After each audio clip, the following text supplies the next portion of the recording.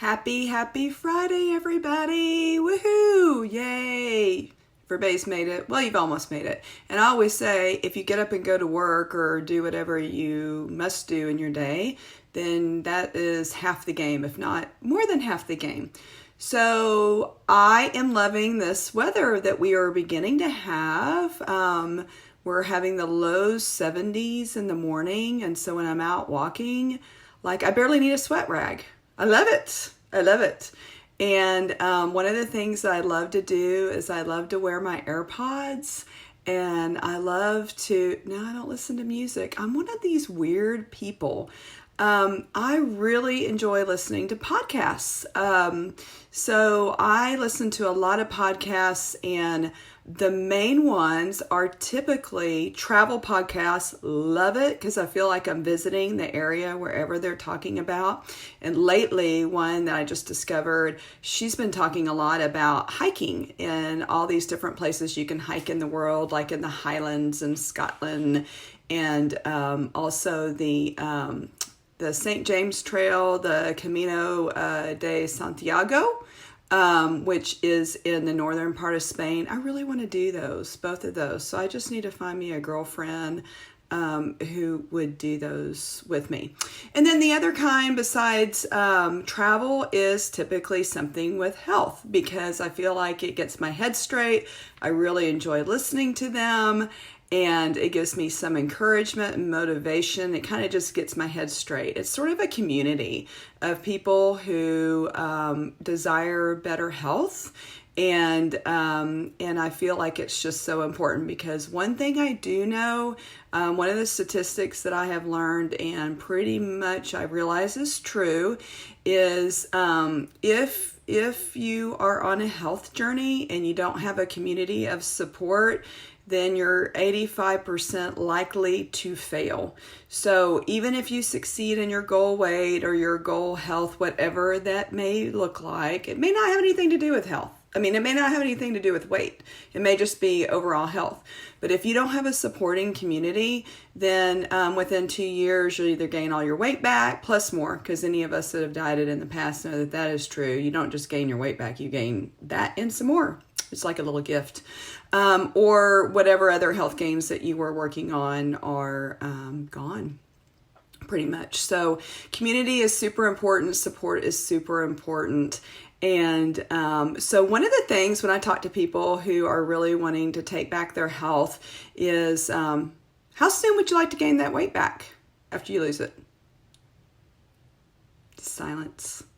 Yeah, nobody really wants to do that because, it's kind of hard to do in the first place, to lose weight or to get healthy, whatever that is, through fitness or through nutrition.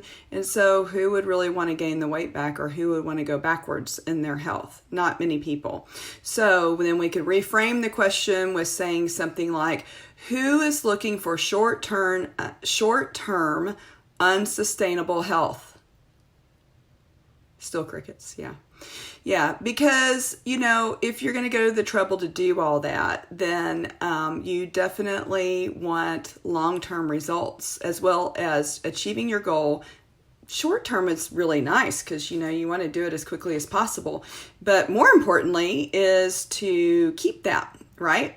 So in life, one of the things that I've noticed, and this is one of the podcasts I was listening to a couple of days ago, it was so good that this is the one downfall podcast that I really like about Audible better.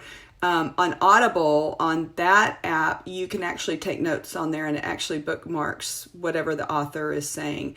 On podcasts, you can't do that, or I haven't discovered how to do it, so I have to put it in the notes on my phone. So this was one of those that was so good that I got out the notes on my phone because it was really, really good. So what he said is that in life, we have two basic ways that we can go through life, basically. So one is passive, meaning, and that's our default. That's typically what most people default to. We don't really front load a big plan. And so when we're in passive mode, we just kind of take life as it comes and we react to things that happen to us. And then we rinse, wash, repeat, and basically whatever happens, happens. And so you get what you get. You know, it's sort of a fatalistic way of looking at things. And there are a lot of people who go through life like that. But the other is being the author of your own life and taking control of that. What is that going to look like? What are your goals? How will you achieve that? Focusing on being creative rather than reactionary. And what does that look like? And so one of the things that he said was, and I have to look because I had to like rewrite these down, is who will write your story? Your story will be written. Are you the one holding the pen, or is somebody else holding the pen?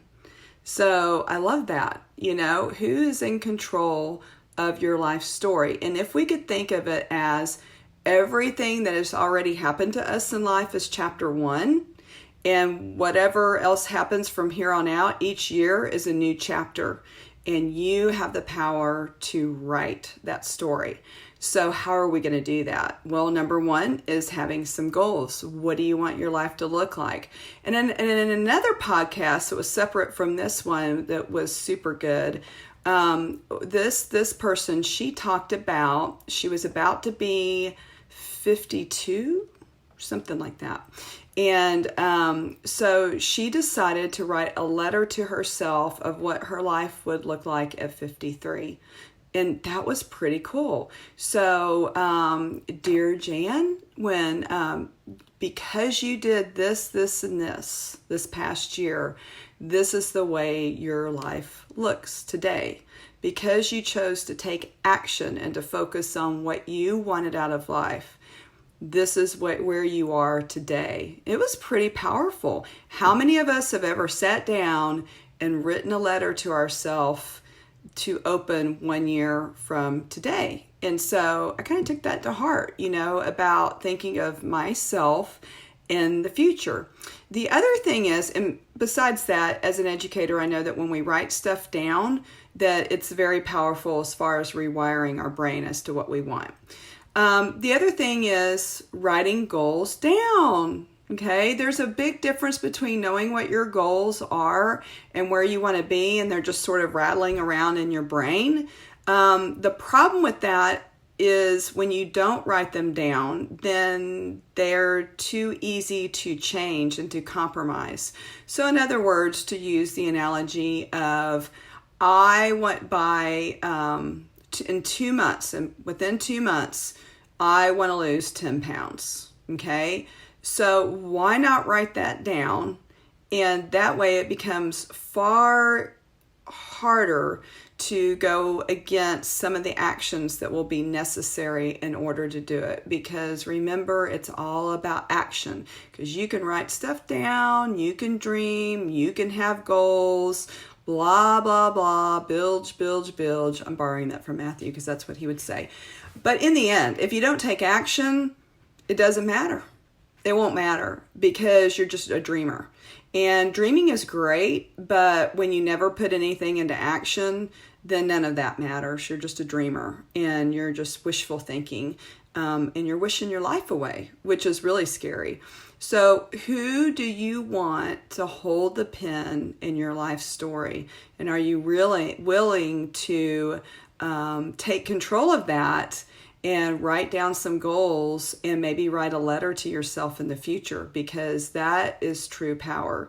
And that really helps us move forward. It also makes us feel more in control, which is always a good thing.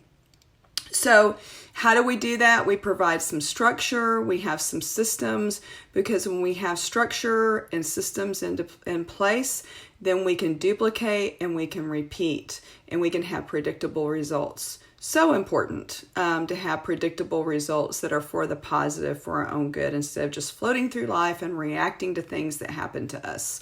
Life doesn't just simply happen to us.